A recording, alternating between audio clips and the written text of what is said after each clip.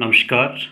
आज हम करेंगे नाइन्थ क्लास के सिंप्लीफाई √5 प्लस √2 का होल स्क्वायर। जैसे कि आप जानते हैं a प्लस बी का whole square A square plus B square plus 2ab होता है। इसी तरह से √5 प्लस √2 का होल स्क्वायर, इसको भी A square plus B square plus 2ab करके हम देखेंगे। तो √5 का स्क्वायर प्लस √2 का square plus 2 into √5 into √2, square से अंडर रूट कट जाता है। तो इस तरह से 5 प्लस 2 बचा और प्लस √5 मल्टीप्लाई √2 सेम है, तो 5 2 जा 10 अंडर में आ जाएगा, 2 बाहर रहेगा। तो 5 और 2 7 प्लस 2 √10, 2 √10 7 के साथ ऐड नहीं होगा क्योंकि 7 अलग डिजिट है और 2 √10 अलग डिजिट है। तो 7 प्लस 2 √10 आंसर आ जाएगा। इसी तरह से नेक्स्ट है √5 माइनस √2 इंटू √5 प्लस √2। तो ये a minus B into A plus B का फॉर्मूला बनता है और ये होता है A square minus B square के बराबर।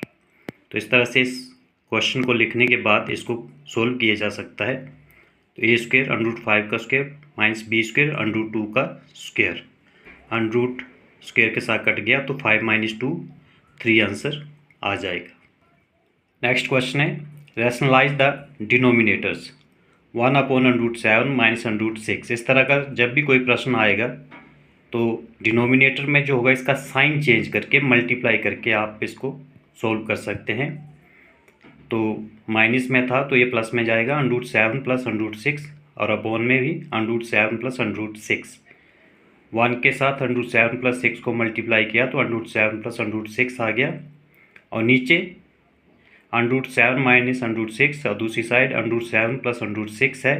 तो ये फॉर्मूला बन जाता है a minus B into A plus B, जो कि A square minus B square के बराबर होता है। तो ये √7 का स्क्वायर माइनस √6 का स्क्वायर आ गया, स्क्वायर से अंडरूट कट गए तो √7 प्लस √6 अपॉन 7 माइनस 6, तो √7 प्लस √6 अपॉन 1। और इस तरह से नीचे डिनोमिनेटर में 1 हो तो ये लिखने की ज़रूरत नहीं होती है।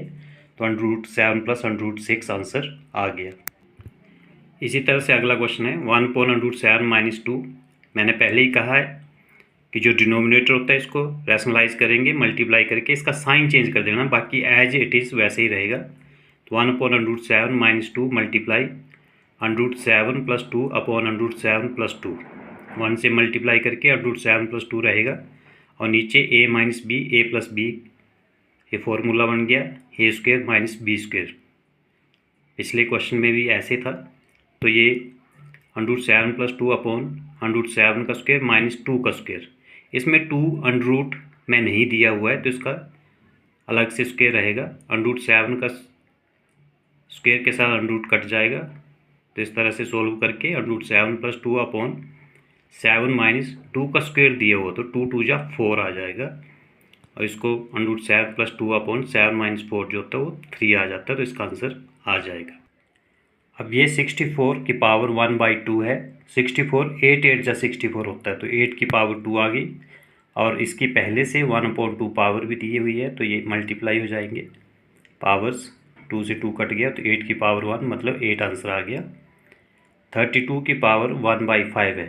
32 2 की पावर 5 होता है। अगर इसके फैक्टर्स निकालेंगे तो 2 को 5 टाइम्स अगर आप मल्टीप्लाई करते हो 32 आता है। तो 2 की पावर 5 मल्टीप्लाई 1/5 जो पहले से पावर है, 5 से 5 कट गया तो 2 आंसर आ गया। 125 की पावर 1/3 है। तो 125 के फैक्टर निकालें तो 5 की पावर 3 आ जाती है, और पहले से इसकी 1/3 पावर दी हुई है तो मल्टीप्लाई में जाएगी, 3 से 3 कट गया और ये 5 आंसर आ गया। ध्यान रहे जो पावर्स हैं इसको आपने ऊपर की तरफ ही मल्टीप्लाई करना है, 5 के साथ नहीं करेंगे, पावर्स को पावर्स के साथ मल्टीप्लाई करेंगे। इसी तरह से नेक्स्ट है 9 की पावर 3/2। तो 9 आपको पता है 3 की पावर 2 के बराबर होता है, 3 3 जा 9, तो 3 की पावर 2 आएगी, मल्टीप्लाई 3/2, 2 से 2 कट गया, 3 की पावर 3, 3 को 3 टाइम्स मल्टीप्लाई किया 27 आंसर आ गया। 32 की पावर 2/5, तो 32 जो होता है वो 2 की पावर 5 के बराबर होता है फैक्टर्स निकाल के, और मल्टीप्लाई 2/5 पहले से इसकी पावर्स दी हुई है, 5 से 5 कट गया तो 2 की पावर 2 बची, 2 को 2 बार मल्टीप्लाई करेंगे 4 आंसर आ जाएगा। इसी तरह से 16 की पावर 3/4 है, तो 16 के अगर हम फैक्टर्स करें तो ये 2 की पावर 4 टाइम्स आती है, 2 4 बार मल्टीप्लाई करें तो 16 बनता है, तो 2 की पावर 4 मल्टीप्लाई 3/4 आ गया। 4 से 4 काट के 2 की पावर 3 इज इक्वल टू 2 को 3 टाइम्स मल्टीप्लाई किया तो 8 आ जाएगा। कई बार आपके दिमाग में ये भी आता है कि 16 4 की पावर 2 से भी हो सकता है, तो वैसा भी आप अगर करेंगे तो फिर से आपको 4 के फैक्टर्स निकालने पड़ेंगे, तो इसलिए इसको 16 के 4 के हिसाब से ना करें, आप 2 के हिसाब से ही फैक्टर निकाल के इसको सोल्व कर सकते हैं। इसी तरह से अगला है 2 की पावर 2/3 मल्टीप्लाई 2 की पावर 1/5। इसका फॉर्मूला होता है कि अगर a की पावर m मल्टीप्लाई a की पावर n है तो इसकी पावर्स प्लस हो जाती है अगर मल्टीप्लाई हो। बेस सेम हो, पावर्स डिफरेंट हो, बेस मतलब 2 बेस आ गया और इसकी 2/3 1/5 पावर्स है, पावर्स अलग अलग हैं बट बेस जो है वो सेम है और मल्टीप्लाई हो रहे हैं तो पावर्स प्लस हो जाएंगी। तो 2 की पावर 2/3 प्लस 1/5, तो 3 और 5 का एलसीएम आ गया 15, और इसको सोल्व किया 3 5 जा 15, 5 2 जा 10 प्लस 5 3 जा 15, 3 1 जा 3 और 13/15 2 की पावर आ जाएगी। इसी तरह से 11 की पावर 1/2 डिवाइड बाई 11 की पावर 1/4, तो ये फॉर्मूला है a की पावर m अपॉन a की power n is equal to a की पावर m माइनस n।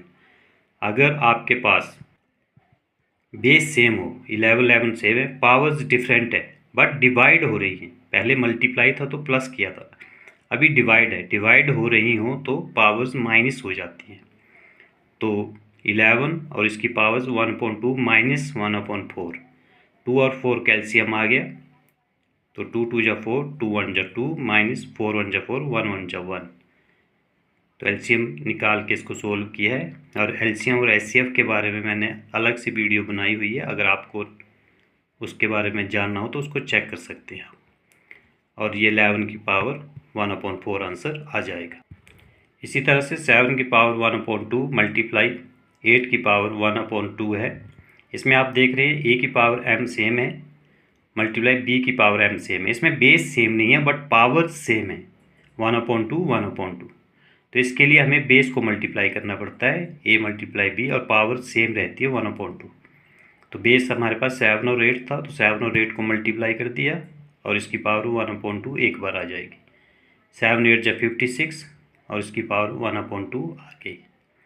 इसी तरह से लास्ट सम है 1/3 की पावर 3 और इसकी होल पावर 7 दी हुई है, तो 7 1 की भी पावर है और 3 की पावर 3 की भी पावर है, तो इसको अलग अलग कर दिया, 1 की पावर 7/3 की पावर 3 और इसकी होल पावर 7 आ गई।